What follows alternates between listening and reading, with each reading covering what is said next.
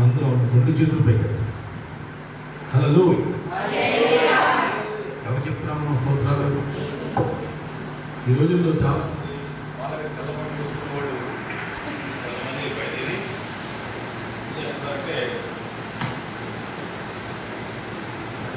ఏం చేస్తున్నారంటే మనుషులకు స్తోత్రాలు చెప్తున్నారు. తప్పు. ఫోన్ ఎత్తుకొని స్తోత్రమయ్యా అన్నాడు. తప్పు.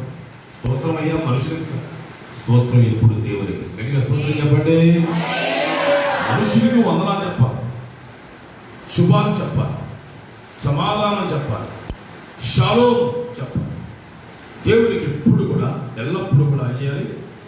దేవునికి స్తోత్రాలు చెల్లించాలి. చేతులు పెట్టి తల ఊపుతూ చెప్పండి అందరూ. దేవుడికి అవకాశం కదా. దేవుడు యానముల పరిస్థితుల్లో కరోనా కాలంలో కూడా మనందరం ఈ రోజున దేవుని మందిరానికి వచ్చి దేవుని ఆరాధించి, దేవుని స్తుతించి, దేవుని గణపరిచి, దేవుని గొప్ప చేసి, దేవుని యొక్క రక్త మాంసాల్లో పాల్పొందే భాగ్యం ఇచ్చిన దేవదేవునికి ఎన్ని రకాలుగా స్తుతించినా కొనియాడినా రుణస్తులమే.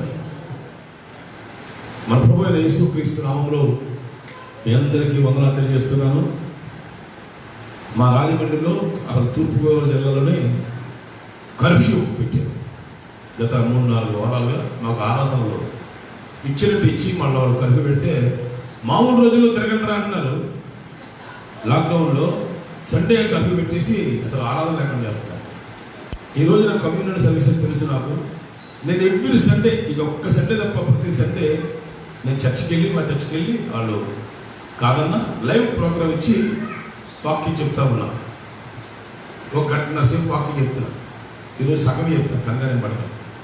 నా టైం 12 గంటల వరకు ఈరోజు. మళ్ళీ నేను మీ ఆరాధన అయిన తర్వాత లైవ్ ప్రోగ్రామ్ ఇవ్వాలి, ఇక్కడ చేస్తా. ఆ దూతలు కొంతమంది నాకు చూస్తూ ఉంటారు.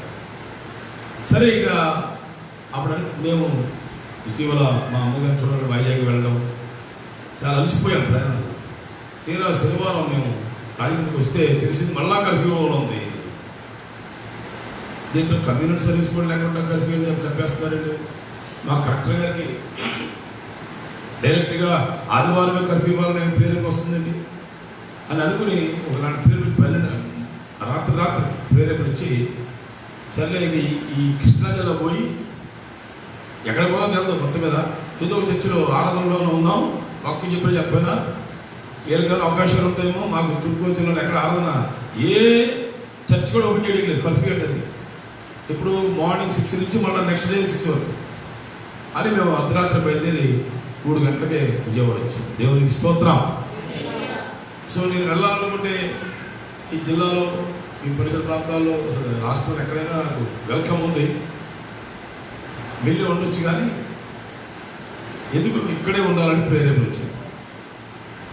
అంటే వచ్చింది ఎందుకు వచ్చిందంటే, మా డిస్కషన్లో పాస్టర్ సామ్యుల్ గారు నేను ఆరాధన పెడుతున్నాను, ఇప్పటిదాకా పెట్టలేదు అని అన్నందుకు ఇది ఎక్కడెక్కడో ఇక్కడ పెడితే ఇక్కడే దేవసంతో గడుపుతామని అనిపించింది. మీ అందరికీ వందనాలు. మీ సంతోషంగా ఉందా? ఈయన ఎవరో వచ్చాడు, ఆ పాస్టర్ గారికి గడ్డం లేదు, ఈయన గడ్డం పెంచుకొచ్చాడు, ఎప్పుడు వదులుతాడు ఏంటో అన్నాడు. కానీ పాస్టర్ గారు నమ్మకం వెళ్ళి వీళ్ళు ఆత్మావేశంలో ఎక్కడికెక్కడికి వెళ్ళిపోతారని కంగానే పడకండి. సంతోషంగా నమ్మండి. నవ్విన మాకు కనపడదు, మేము తెగించి మాస్కులు లేకుండా ఉన్నా మీ హావభావాలను బట్టి కొంత మీరు సంతోషంగా ఉన్నారని అర్థం చేసుకోవడానికి ప్రయత్నం చేస్తాను. గట్టిగా స్తోత్రం చెప్పండి. హల్లెలూయా. ఈ రెనోవేషన్ జరిగిన తర్వాత నేను మందిరానికి వచ్చింది ఇది ఫస్ట్ టైం అనుకుంటా.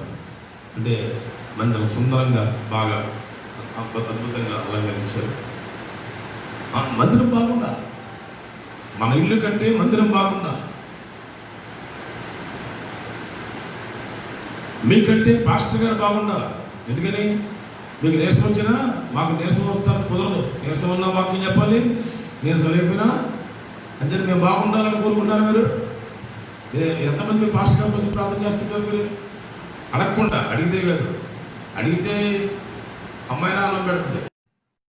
అడగకుండా ప్రార్థన చేసేవాళ్ళు నిజమైన విశ్వాసం. దేవునికి స్తోత్రం. మీకు ఈరోజు 7 విషయాలు చెప్పాలనుకున్నాను. 7 విషయాలు చెప్పడానికి 8 రకాల గంటలు తీసుకున్నాను.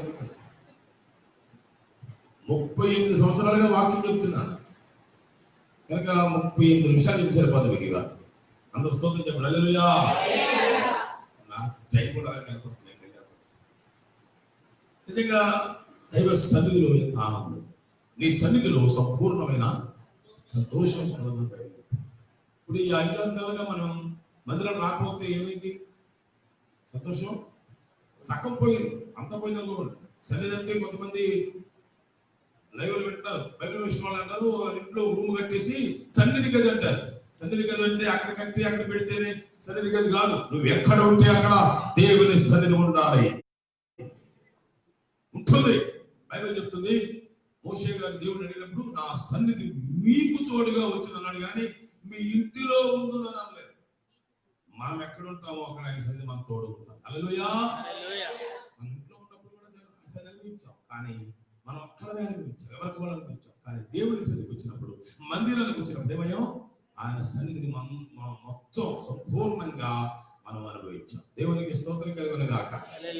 కొంతమంది విశ్వాసులు ఆహా అదే ఛాన్స్ లాటరీ పెట్టిందిరా, కరోనా లాటరీ, ఇక మనం గుడికి వెళ్ళక్కర్లేదు, ఇక దేవునికి ఇవ్వక్కర్లేదు, ప్రార్థన చేసుకోక్కర్లేదు, ఇంట్లో పడి అబ్బా బుబ్బా ఆమె ఉంటే అయిపోతుంది అని భలే మంచి ఛాన్స్ అని సంకల్పం ఉంటారు.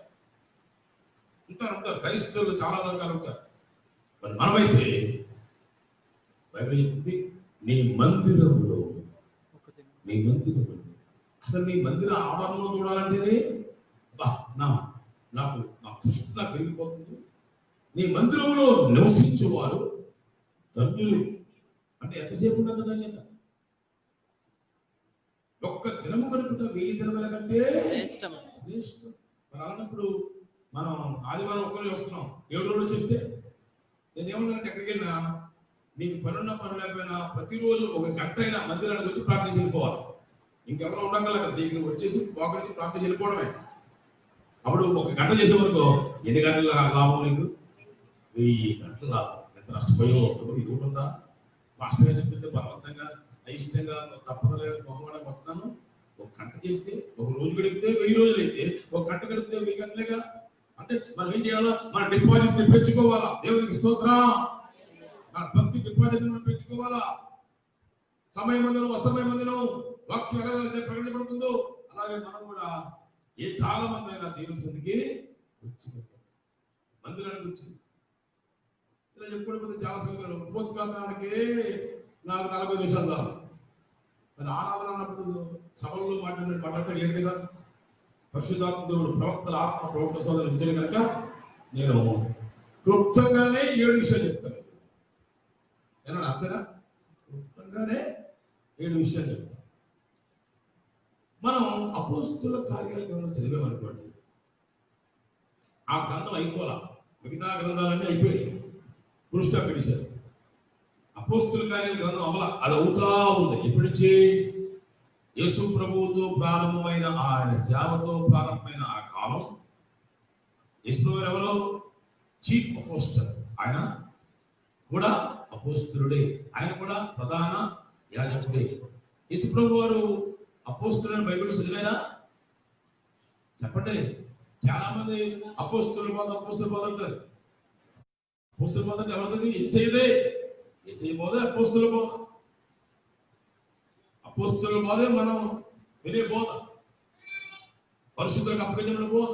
చేత అపోస్తుల కార్యాల గ్రంథంలో ఆఖరి రోజులు ఉందంటే ఆయన అద్దె ఇంట్లో ఉండి తన ఎద్దకు వచ్చే వారిని సంపాదించి ప్రభువైన యేసుక్రీస్తుని గురించి దేవుని రాజ్యం గురించి సువార్త ప్రకటించుచుండెను. అయిపోలా. ప్రకటించుచుండే ప్రజెంట్ కంటిన్యూస్ టెన్స్, మాట్లాడుతూనే ఉన్నాడు. అంటే మళ్ళా యేసు ప్రభువారు 2వసారి లోకానికి వచ్చే వరకు ఈ ప్రకటన ప్రకటించబడుతూనే ఉండాలి. సకల జనులకు సాక్షాత్తమై సువార్త ప్రకటింపబడవలను. మొదట సువార్త ప్రకటింపబడి తరువాత అంతము వచ్చు. అంటే అంతం ఇవాళ రాత్రికి వస్తుంది అనుకోండి, ఈ రాత్రి 11 గంటల వరకు కూడా ఏం చేయాలా? సువార్త ప్రకటించబడుతూనే ఉండాలి. అప్పుడు అవుతుంది అన్నమాట. అన్నీ అయిపోతాయి, కొన్ని మొదలవుతాయి, కొన్ని ముగించిపోతాయి. కానీ యేసు ప్రభు 2వ రాకడ వరకు కొనసాగేది ఇది అపోస్తలుల కార్యముల గ్రంథం. దేవునికి స్తోత్రం కలుగును గాక. అందులో మనం ఉన్నాం. అప్పుడు ఆ సంఘంలో చెప్పండి ప్రారంభం కదా, పెంతెకొస్తే పండుగ ప్రారంభమైన ఆది సంఘం ఇంకా నడుస్తూనే ఉంది. ఎఫెసీ 2:20-22 ఏమంటాడు? మనం ఆత్మసంతులు దేవాలయంగా కట్టబడుతూనే ఉన్నాం కదా, కట్టబడుతుంది, జరుగుతుంది, ప్రజలు కంటిన్యూస్ జరుగుతుంది. అందులో నీవు యు ఆర్ యూనిక్ పర్సన్, ఒక విశిష్టమైన వ్యక్తి ఉంది. ఈ కాలంలో కూడా రక్షించబడి ఆ అపోస్తలుల కార్యములలో యేసు ప్రభువు వారు ప్రారంభించిన సంఘములో చేర్చబడి అప్పటి నుంచి ఇప్పుడు దాకా కొనసాగుతున్న ఈ సంఘంలో నువ్వు ఒక వ్యక్తి, ఒక పాలి భాగస్తువి కనుక స్తోత్రం చెప్పండి. ఆ యేసయ్యను నమ్మిన వారిని బైబిల్ చెప్తుందండి, విశ్వసించిన వారు అంటాడు బైబిల్. విశ్వసించిన వారు ఏకాత్మతోను, చెప్పండి ఏక మనస్సుతోను ఉన్నారనుందా బైబిల్లో? ఏకాత్మ, ఏక మనస్సు, ఏకాభిప్రాయం, ఏకతాత్పర్యం, ఏకభావం అంటాడు. ఇక విశ్వాసులు అని అన్నవారు ఒక మనసు ఉందా? ఈరోజు నేను చెప్పి 7 పాయింట్లు. మొదటి పాయింట్, నువ్వు విశ్వాసులే, యు ఆర్ ఎ బిలీవర్. నీకేమన్నారా?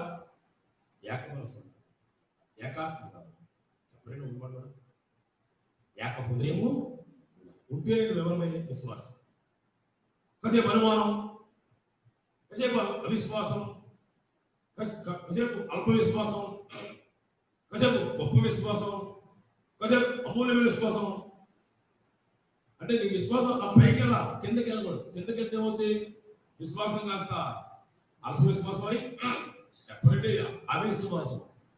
విశ్వాసం పెరిగితే ఏమవుతుంది? గొప్ప విశ్వాసమై అమూల్యమైన విశ్వాసం. అంటే మనందరం కూడా మొదట అపోస్తలుల కార్యాల గ్రంథం ప్రకారం సంఘము అంటే ఎవరన్నమాట? చెప్పండి, విశ్వాసులు. నేను ఏమి చెప్పట్లా, అంత అపోస్తలుల కార్యాల్లో ఉంటుంది.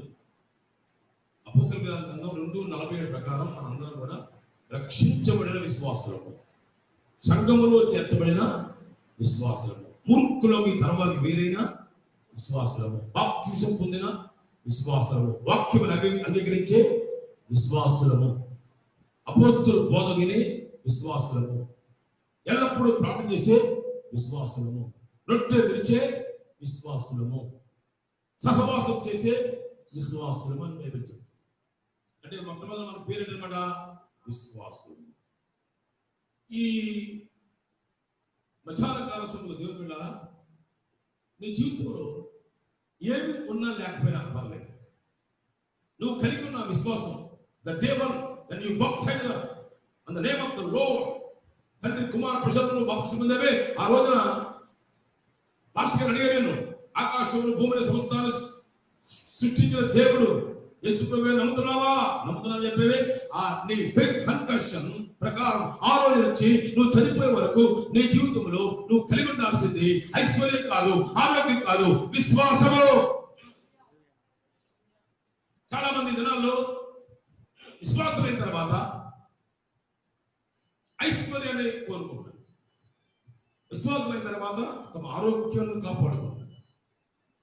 వాళ్ళు ఆరోగ్యానికి ఇచ్చే ప్రాధాన్యత, ఐశ్వర్యానికి ఇచ్చే ప్రాధాన్యత విశ్వాసానికి ఉంటుంది. విషయం ఏంటంటే, ఎవరైతే విశ్వాసం కలిగి ఉన్నారో వాళ్ళకి ఆరోగ్యం వస్తుంది, చెప్పండి ఐశ్వర్యం కూడా వస్తుంది. కనుక స్తోత్రం చెప్తాం, హల్లెలూయా చెప్పాలి, హల్లెలూయా. కనుక అన్నిటికంటే శ్రేష్టమైనది ఇప్పుడు విశ్వాసం. విశ్వాసులకు విశ్వాసం ఉందా? మనం అపోస్తలుల కార్యాల గ్రంథం ప్రకారం ఎవరు? విశ్వాసులము. ఇప్పుడు నీ ఆస్తి ఏంటి? విశ్వాసం. నీ నమ్మకం ఏంటి? విశ్వాసం.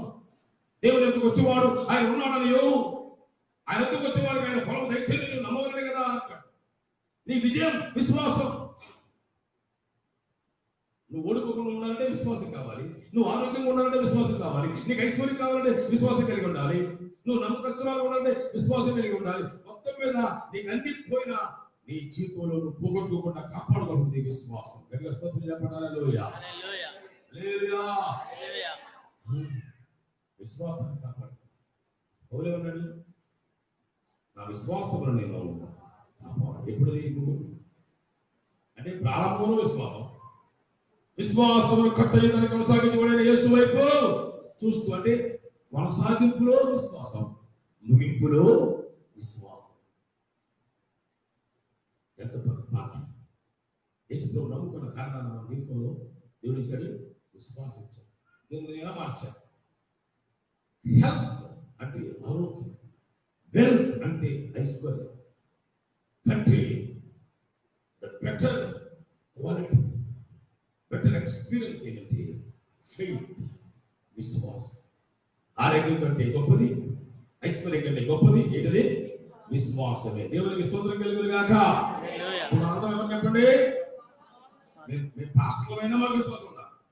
మీరు సంఘ పెద్దలైనా విశ్వాసం ఉందా? పరిచయాలైనా విశ్వాసం ఉందా? విశ్వాసమైనా విశ్వాసం ఉందా? మొత్తం మీద మనందరిలో ఉండాల్సిందండి విశ్వాసము. నేను చూడలేదు, పరలోకాన్ని ఉంది.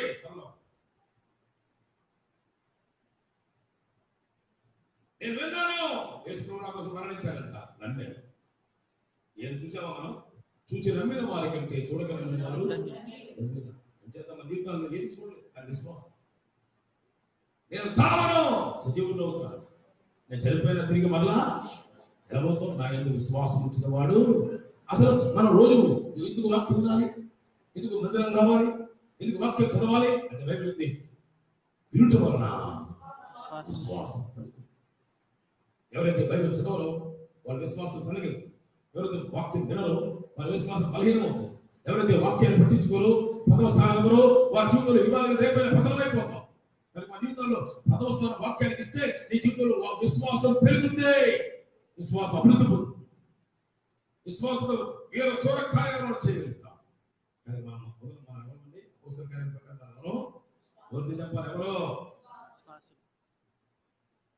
కొంతమంది మేము ఫలానవలమండి, గణనవలమండి, కులాలు, మతాలు, అర్హతలు, పదవులు, అధికారాలు, హోదాలు, తిక్కలు, తిమ్మిలని చెప్తుంటారు. పక్కన పడాక ఇదేది విశ్వాసం ముందు పలికిన ఎవరండి అంటే ఫలానా ఐపీసీ సంఘంలో నేను విశ్వాసం, ఫలానా యూసీఎఫ్ సంఘంలో విశ్వాసం. అది అధికత. నీ క్రెడెన్షియల్స్ అంతా నీ కన్ఫెషన్లో ఉంటాయి. నీ వాక్యం ఎంత గొప్పది. ఎందుకు? విశ్వాసం. దేవుడు నేను ఎన్నుకున్నాడు, దేవుడు నేను ఏర్పాటు చేసుకున్నాడు. మనం ఏమయ్యాం చెప్పండి? విశ్వాసం. మన విశ్వాసులమైనప్పటికంటే ఆ దినము, ఆ సమయము, ఆ గడియ మరి సమీపముగా ఉన్నది అంటాడు హోమపత్రిక. అందుకని మీరు నిద్ర మేలుకు వేళ ఎదిగి ఈ కరోనా ఏం చేస్తుంది? జనాన్ని భయపెడుతుందా, జాగ్రత్త పెడుతుందా? నేనంటాను నిద్ర లేపుతాం. గడిగా స్తోత్రం చెప్పడాలి. నిద్ర మేలుకుని వేళ అయింది. ఎవరు క్రిస్టియన్లు నిద్రపోయారు, సంసూర్లాగా నిద్రపోయేవాళ్ళు కొందరు, ఐదులాగా నిద్రపోయేవాళ్ళు కొందరు. రకరకాల నిద్రలు బైబిల్లో ఉన్నాయి. ఏ రకంగా నిద్రపోయినా you have to wake up. నువ్వు మేలుకొల్పాలి, మేలుకోవాలి. నువ్వు మేలుకోవాలి, మేలుకొల్పాలి. అదే కాదు నువ్వు భయపడాలి, భయపెట్టాలి కాదు. ఏంటది? చాలా మంది భయపడి మనం భయపెడుతున్నాం. మనం భయపడేవారు. దేవునికి స్తోత్రం కలుగునుగా. అంచేత మన జీవితంలో ఈ మధ్యాహ్న క్లాసులో ఏం చేయాలి చెప్పండి? మేలుకోవాలి. నేను విశ్వాసని, నేను నమ్మాలి. అందరికీ ఏమైనా వచ్చు కానీ నాకేమవుదాం, అదే విశ్వాసం. నాకేమవుదాం. దావీదు అంటాడు, చిరకాలం నేను యెహోవా మందిరంలో ఉంటాను. ఎలా ఉంటావయ్యా? నీ కరువు రాదా? రాదా? కృపాక్షేమములే నా వెంట వచ్చు. దేవునికి స్తోత్రం కలుగునుగా. Faith confession. చాలా మంది యేసుని నమ్మేమంటారు, ప్రార్థన చేస్తామంటారు, విశ్వాసం ఉందంటారు. అన్ని భయం భయమే. ఏమవుతుందో, ఏమేమో తెలియని ఏమవుతుంది, నాకేమవుతుంది. Your language must change. విశ్వాసం కనుక విశ్వాసం దగ్గర నువ్వు మాట్లాడాలి. విశ్వాసమైన భాష మాట్లాడాలి. విశ్వాసం తగినట్టుగా నువ్వు మాట్లాడాలి. లూది అమ్మాయి ఉంది, నేను యేసు ప్రభువును నమ్ముకున్నానని, విశ్వాసం వెళ్తానని మీరు ఎంచితే అయ్యలారా దైవజనుల మా ఇంటికి రండి. నేను మీ ఇంటికి వస్తే నమ్మంటారు ముందు నెలలాగంటే నాకు నెలలాగంటారా? మా ఇంటికి రావద్దు బాబు, నువ్వు మొత్తం కళ్ళు చెప్తావు, లేకపోతే నాకు కూడా నీ కట్టుకూడదు అన్నట్టున్నారు. తలుపులు చూసారు. ఆమె చేసింది హృదయం తెరవబడింది కనుక ద్వారం, ఇంటి ద్వారం తెరిచి తలుపు తెరిచి రెండయ్యా అనిపించింది. పాస్టర్ గారు మీ ఇంటికి రావాలంటే నేను మా సంగతి చెప్తున్నా, మీరు విశ్వాసులై ఉండాలి. అమంతగా నేను విశ్వాసంగా మా ఇంటి రండి అంటే విశ్వాసం లేకపోతే మీరు రావుతున్నాయి కదా. అవిశ్వాసానికి మేము రావు. ఇంటికి రావాలంటే ఏముండాలి? నీకు విశ్వాసం ఉండాలి. గట్టిగా స్తోత్రం చెప్పండి. హల్లెలూయా. లేదా చెప్పడానికి ఎన్నో విషయాలు ఉన్నాయి. ఈ మధ్యలో నీకు అర్థం కావాలి, నీవు నేను అందరం కూడా విశ్వాసపు ఒప్పుకోవాలి.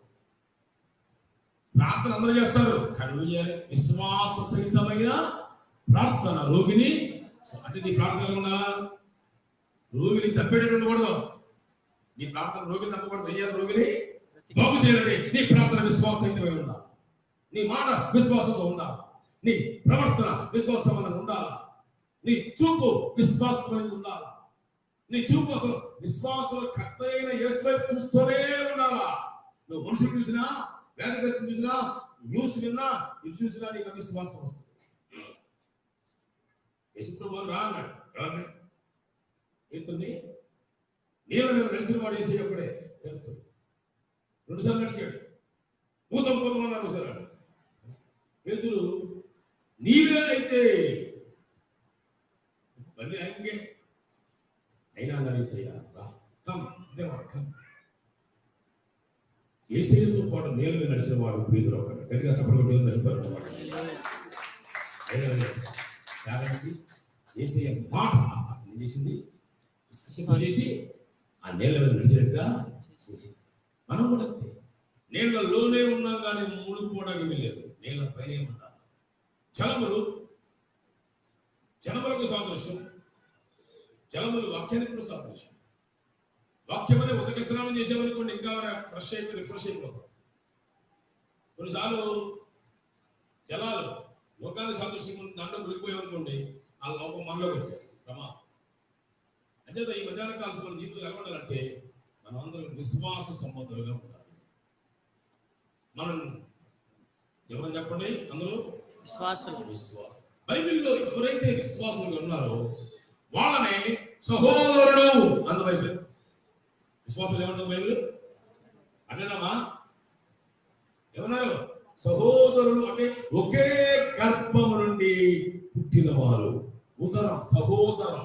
ఉదరం అంటే కడుపు. ఒక కడుపులోని పుట్టిన వాళ్ళు ఏమంటారు? సహోదరులు అంటారు.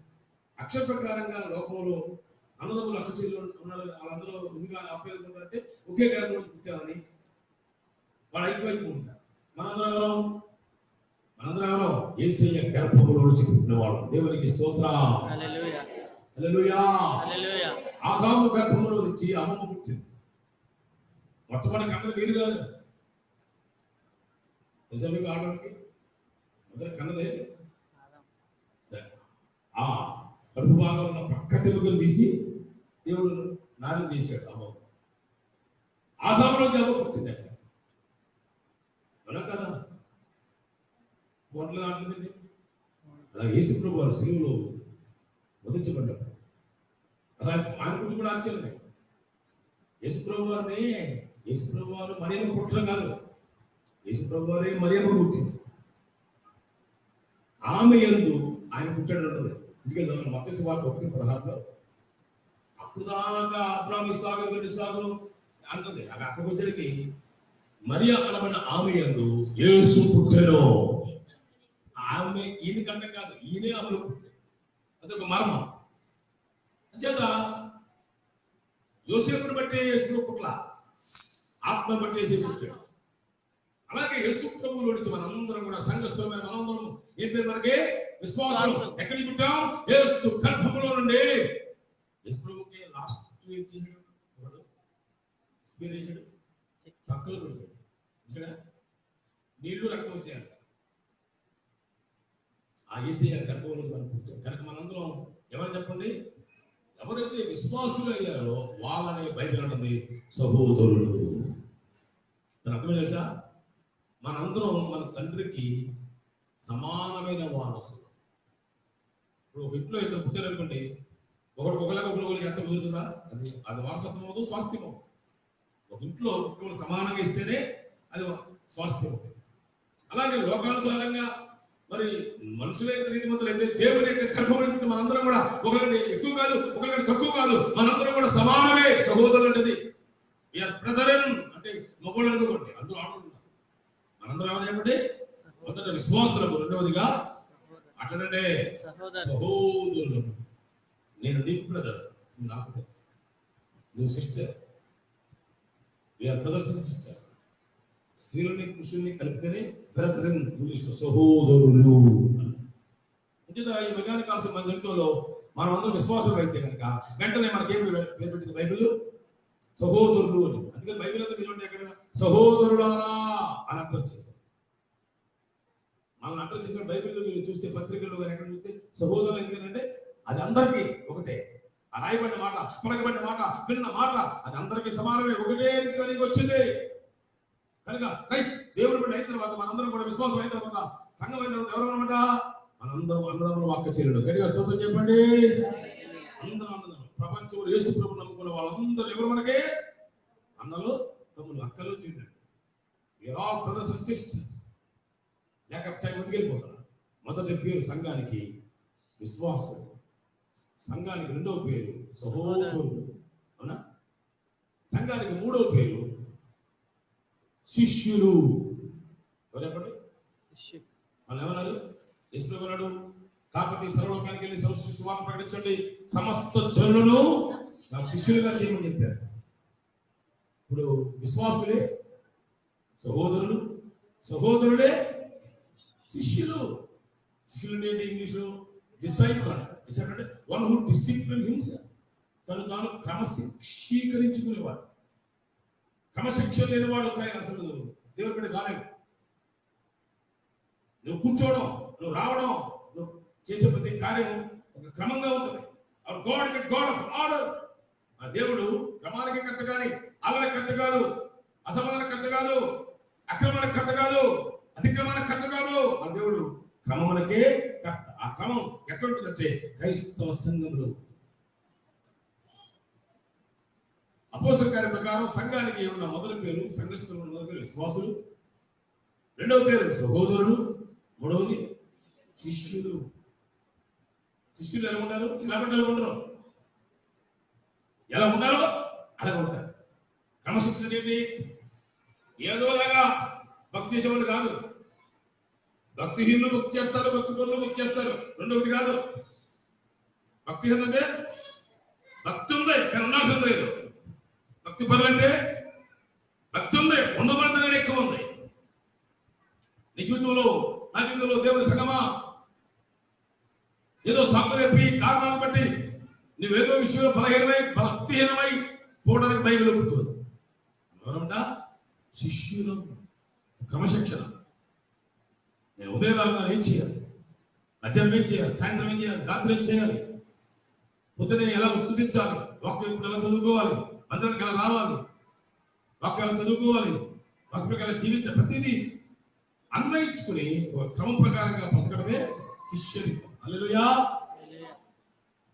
విచిత్రం ఏంటంటే లోకంలో గురువులు శిష్యులు చేస్తారు, కానీ క్రైస్తవత్వంలో శిష్యులే శిష్యులు చేస్తారు. మేము శిష్యులమే, మేము గురువులు కాదు. మీకు మీరు శిష్యులే, మీరు గురువులు ఎవరో, మీరు శిష్యులు అయితే. అంటే మన అందరి పని ఏంటి? ఏకగ్రంగా శిష్యులమై ఉంటూ శిష్యులను తయారు చేయాలి. అందరూ స్తోత్రం చెప్పండి. హల్లెలూయా. శిష్యులు దేవుని సంఘానికి దేవుడు పెట్టిన పేరు ఆత్మ. మొదట మీరు విశ్వాసులు, రెండవదిగా మీరు సహోదరులు, మూడవదిగా మీరు శిష్యులు.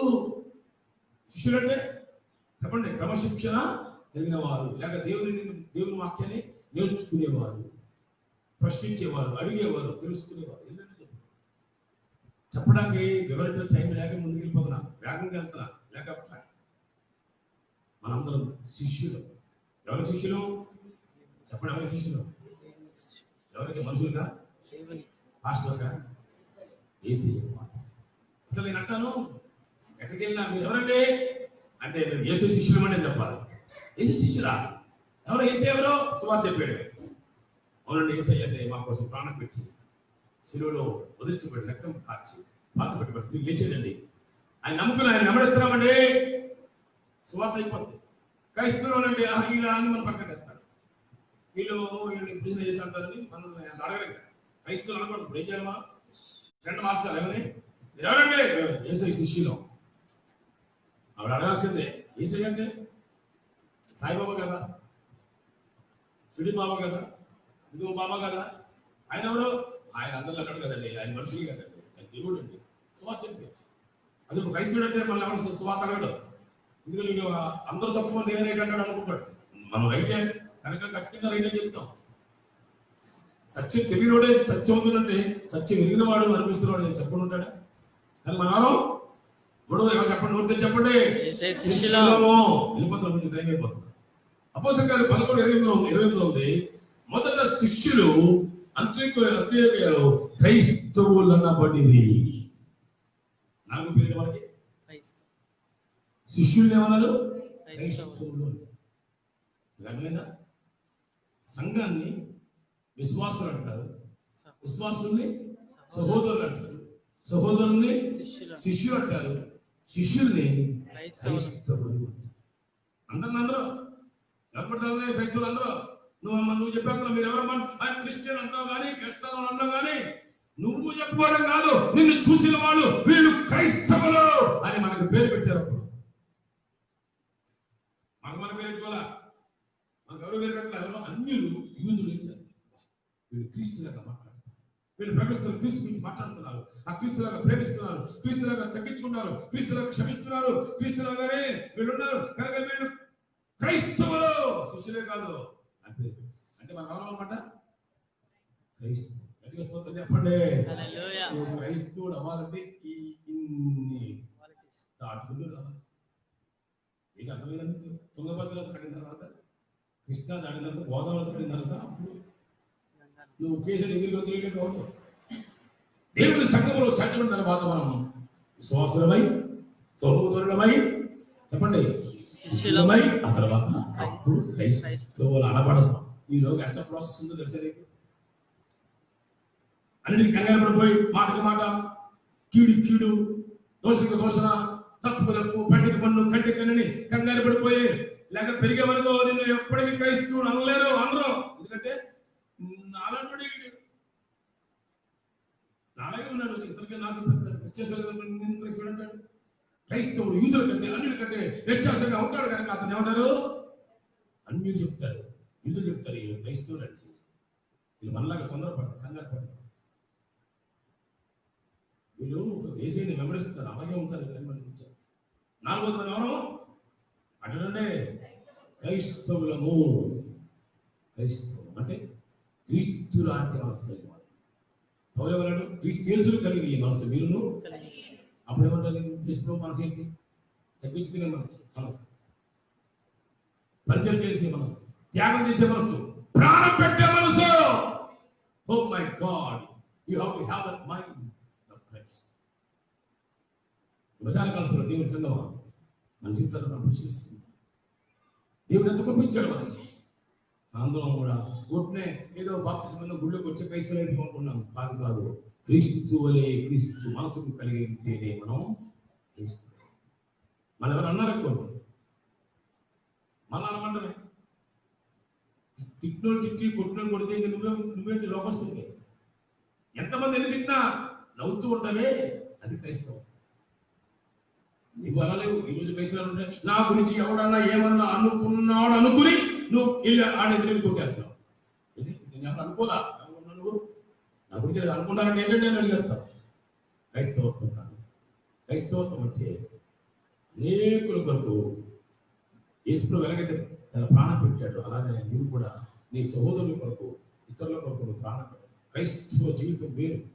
ఈనాడు చాలా ఈజీగా ఇప్పుడు ఏమన్నాడు అగ్రిప్ప రాజు, ఇంత సులభంగా నన్ను క్రైస్తవుడు చేయాలనుకున్నావే. నమ్మాయికుడు క్రైస్తవుడు అవడం సులభమా? క్రైస్తవుడు అవడం సులభమా? క్రైస్తవుడి జీవితం సులభమా? కత్తి మీద స్వామిది అంత అమాయకంగా లేనిది రాజుగారికి అర్థం కాల. రాజు అతనికి అర్థం కాల. సులభంగా అయిపోతుంది అనుకున్నాడు. ఆయన పౌలు మౌనుడా, సులభంగానో దుర్లభంగానో రాజా మీరందరూ ఈ బంధకము తప్ప నా వలె ఉండబోతున్నారు. అలాగే చెప్పేశాడు. నేను ఒక్కడే క్రైస్తవుడు అవడం కదయ్యా రాజా, నువ్వు ఒక్కడే కదయ్యా. అది సులువుగానే కష్టమని మొత్తం ప్రపంచం అంతా క్రైస్తవులు అయిపోవాలని ఆ రోజే చెప్పాడు పౌలు సువార్త. గట్టిగా స్తోత్రం చెప్తాం. హల్లెలూయా. ఎలా ఉండాలంటే నేను క్రైస్తవుడయ్యాను, అందరూ నాలాగా యూదులు అందరూ కూడా క్రైస్తవులైపోవాలనే సంకల్పం, ప్రార్థన లేకుండా. ఇప్పుడు కరోనా కాలం వచ్చింది, ప్రపంచం అంతా ఎఫెక్ట్ అయింది. ఏం చేయాలి ఇప్పుడు? ప్రభు ప్రపంచం అంతట్లో ఒక బలమైన ఉద్యోగ కార్యం చేసి ఏ విధంగా చేయాలని నువ్వు ఏం చేయాలా? ప్రపంచంలో నా మనుషులందరినీ క్రైస్తవులు చేసేయాలి. గట్టిగా స్తోత్రం చెప్పండి. వడవచ్చింది లైసెన్స్, సర్వలోకానికి వెళ్ళడానికి లైసెన్స్ ఉంది, సర్వ సృష్టికి సువార్త చెప్పడానికి లైసెన్స్ ఉంది, సర్వ సృష్టికి ప్రజల కోసం ప్రార్థన చేయడానికి లైసెన్స్ ఉంది. సర్వ జనులు క్రైస్తవులు అయిపోవాలని కోరుకోవడానికి కూడా నీకు లైసెన్స్ ఉంది. ఎవరికి? క్రైస్తవుడికి. నిజ క్రైస్తవుడు కాదు. మన ఎవరు చెప్పండి? క్రైస్తవులు ఏమవుతాడు? అందరూ క్రైస్తవులు అయిపోవాలనుకుంటాడు. పోలనుకున్నాడా? పుట్టేస్తున్నారు, తీర్పు తెచ్చేస్తారు, కష్టాలు పెడతారు. ఆయన ఆగడా? నేను ఏలాంటి క్రైస్తవుడు? అందరూ ప్రతి మనుషులు క్రైస్తవులు అయిపోవాలనుకుంటాడు.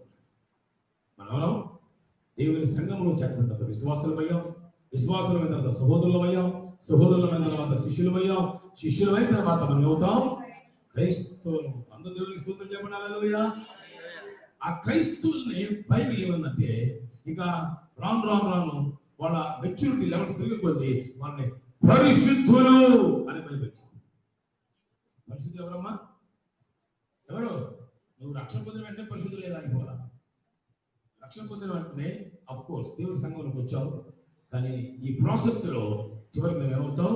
వాక్యం అనే ఉదక స్నానం చేత నువ్వు ప్రతిరోజు పరిశుద్ధపరచబడి పవిత్రపరచబడతావు. అప్పుడు ఏమంటారు? పరిశుద్ధులు అంటారు. అందరూ స్తోత్రం చెప్పండి. హల్లెలూయా.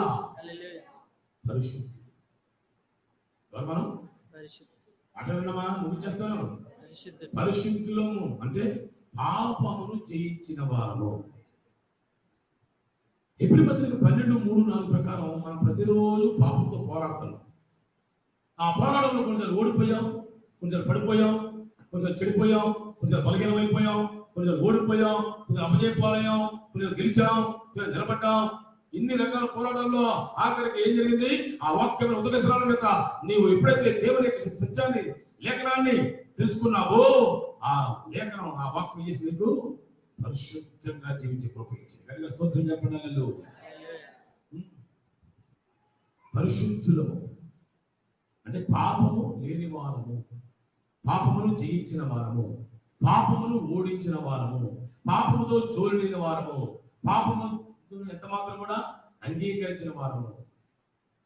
యేసు వారు ఆయనకు స్వస్థపరిచారు, క్షమించేవాడు. అమ్మా ఇక నువ్వు పాపము అని అర్థం ఏంటి? యేసు ప్రభువు నమ్మాక నీకు పాపములకు జోలిక ఉండకూడదు.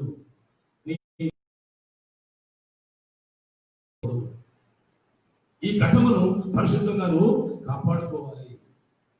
నీ తలంపులు పరిశుద్ధంగా ఉండాలి. నీ ఊహలు, నీ ఆలోచనలు, నీ చేష్టలు, నీ ప్రవర్తనలు, నీ రాతలు, నీ మాటలు, నీ యొక్క చూపులు, నీ క్రియలు ఎలా ఉండాలా? పరిశుద్ధంగా ఉంటాయి. కనుక ఏమంటారు? పరిశుద్ధులు అంటారు. అందరూ స్తోత్రం చెప్పండి. హల్లెలూయా. చేతులపై చెప్పండి. హల్లెలూయా. దేవుని సంఘంలోకి వచ్చాం. ప్రాసెస్ లో మొట్టమొదటి విశ్వాసులమయ్యాం, తర్వాత సహోదరులమయ్యాం, తర్వాత శిష్యులమయ్యాం, తర్వాత క్రైస్తవులమయ్యాం, తర్వాత ఏమయ్యాం? పరిశుద్ధులమయ్యాం. అందరూ దేవునికి స్తోత్రం చెప్పండి. పరిశుద్ధులమయ్యాం. పరిశుద్ధత ఎన్నటికీ నాకు అనుకూలం అన్నాడు. మీ దేవుడు యెహోవా పరిశుద్ధులు కనుక మీరు సమస్త ప్రవర్తనతో పరిశుద్ధంగా ఉండాలన్నాడు. పరిశుద్ధత లేకుండా ప్రభువును చూడండి అని చెప్పాడు. నీ జీవితంలో, నా జీవితంలో ఇవాళ కమ్యూనిటీ సర్వీస్ లో పాల్పొందబోతున్నాం కనుక పరిశుద్ధత అనేది చాలా ముఖ్యమైన క్రైటీరియా. అయోగ్యంగా ఉండడం పరిశుద్ధత కాదు, అవిధేయులుగా ఉండటం, మన సాక్షికి, అంతఃకరణానికి దోషారోపణ, నేరారోపణ కలిగి ఉండడం పరిశుద్ధత కాదు. నువ్వు తప్పు చేస్తే నీ మనస్సాక్షి పుడుస్తూనే ఉంటుంది. నీ పొరపాటు, నీ లోపం, నీ దోషం ఎత్తి చూపిస్తూనే ఉంటుంది. ఒకవేళ ఏ విషయంలో పొరపాటు లేకుండా ఉంటే నీ మనస్సాక్షి నువ్వు పరిశుద్ధులు కాదు ఎవరో చెప్పక్కర్లేదు. అక్కడక్కడ విజయవాడలో చెప్పండి, పొదలకూరులో విజయమ్మ గారు విన్నారా? లైవ్లో అర్థమైందా? పాస్టర్ గారు అక్కడక్కడ ప్రవర్తన చెప్తున్నాడు, అక్కడికి వెళ్ళి దేవుడు అభివృద్ధి చెప్తున్నాడు, స్తోత్రం స్తోత్రం స్తోత్రం అని నువ్వు అక్కడ కనిపెట్టక్కర్లేదు. నీ మనస్సాక్షి ప్రతిరోజు నువ్వెవరో నీకు చెప్తుంది. కనుక స్తోత్రం చెప్పండి. హల్లెలూయా. చాలా మంది మన ప్రతిపత్తులు ఎక్కడ ప్రవచనం చెప్తున్నట్టు వెళ్ళిపోతున్నారు. ఆ ప్రవచనాలు చెప్పేవాడిగా దేవుడు చెప్పబోయా నువ్వు వచ్చే కనుక ఏదో చెప్పకపోతే బాగుంది ఏదో చెప్పేస్తున్నాడు, నువ్వు నమ్మేసి మళ్ళీ కలవని పతనం అయిపోతున్నావు. ఎక్కడికక్కడికి వెళ్ళక్కర్లేదు.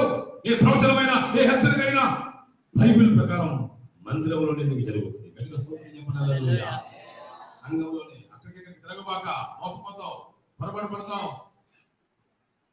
మనస్సాక్షి చేస్తుంది. మన పరిశుద్ధమైతే పరిశుద్ధం చెప్తుంది. ఏ లోపం, ఏ నేరం, ఏ ద్రోహం, ఏ దోషం మనలో ఉన్నా అది మన గురించి మనకు చెప్పేస్తుంది. దేవునికి స్తోత్రం కలుగునుగాక. సరి చేసుకోవాలి, సరిచూచుకో, సరిపోల్చుకో. కనుక ఈ యొక్క మధ్యాహ్న కాల సమయంలో దేవునికి లేఖనాల ప్రకారంగా సంఘమైన మనందరం కూడా మందిరం కాదు, మందిరం వేరు, సంఘం వేరు. అఫ్ కోర్స్ మనం ఆత్మ సమాధానం మందిరమే కట్టుబడుతున్నాం అంటాడు పేతురు గారు.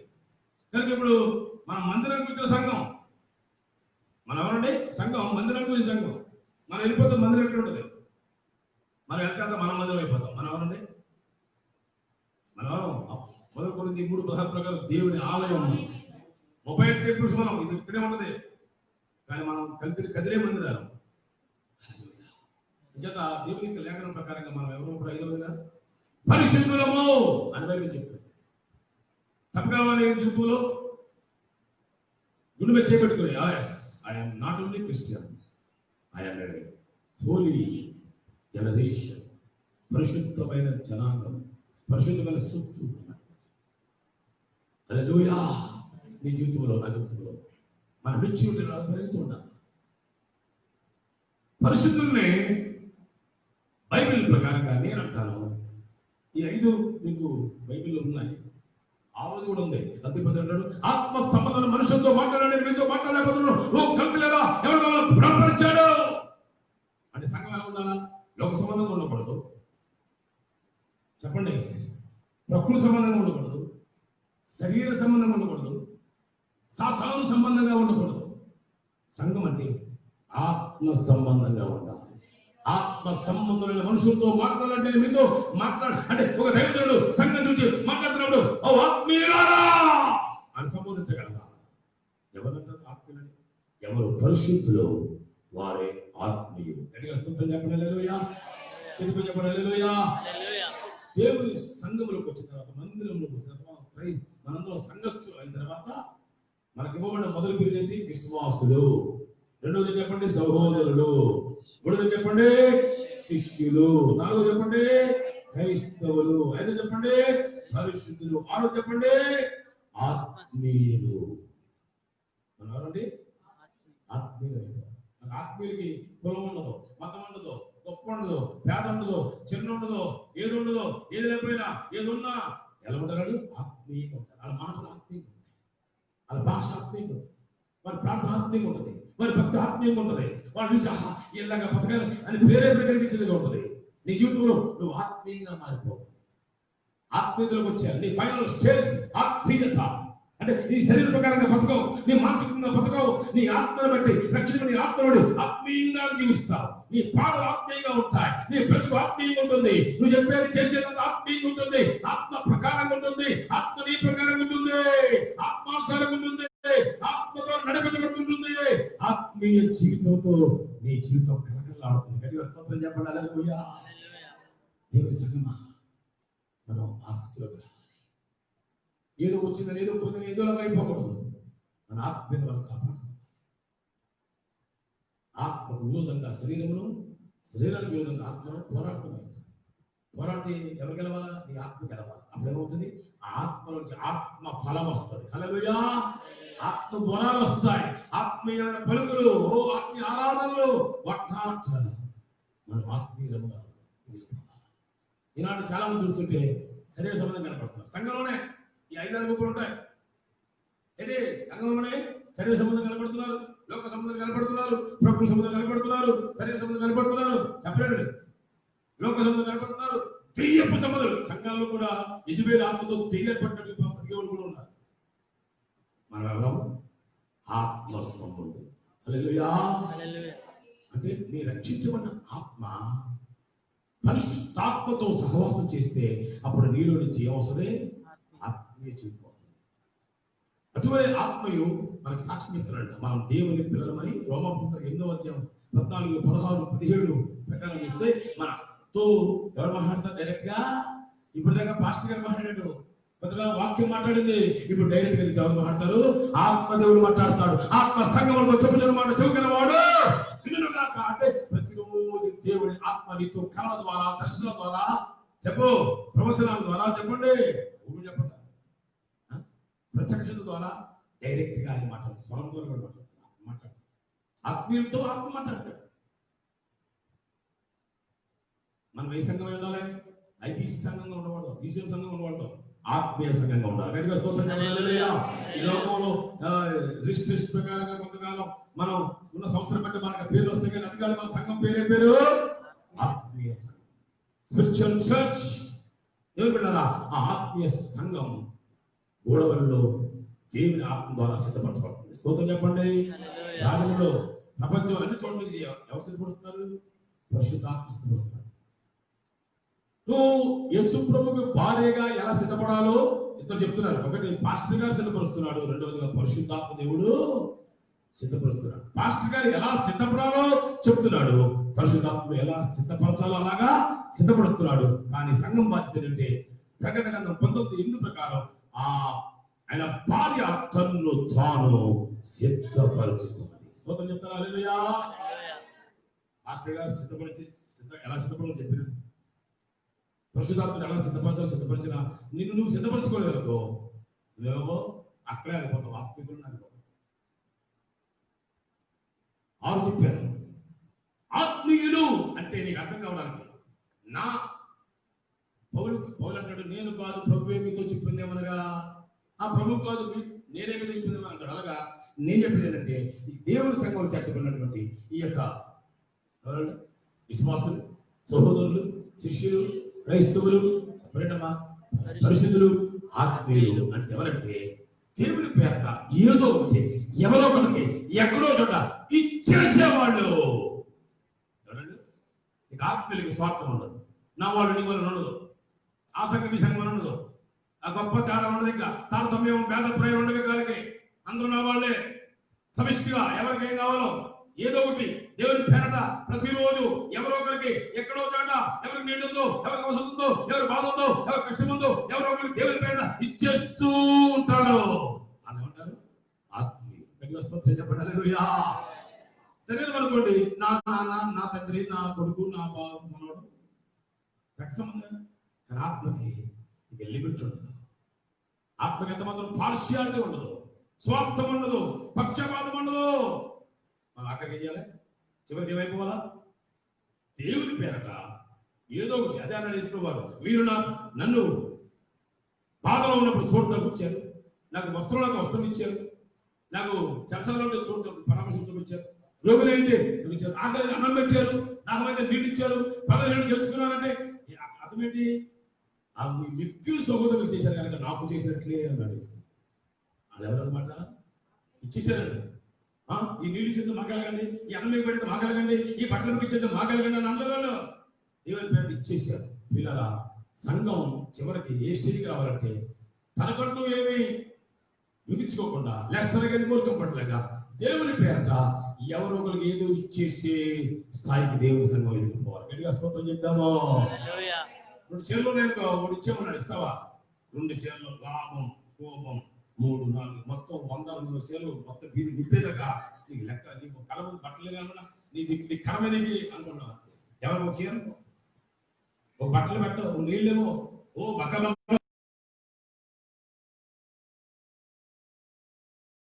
పెడదాం అనుకో. స్వార్థపడు.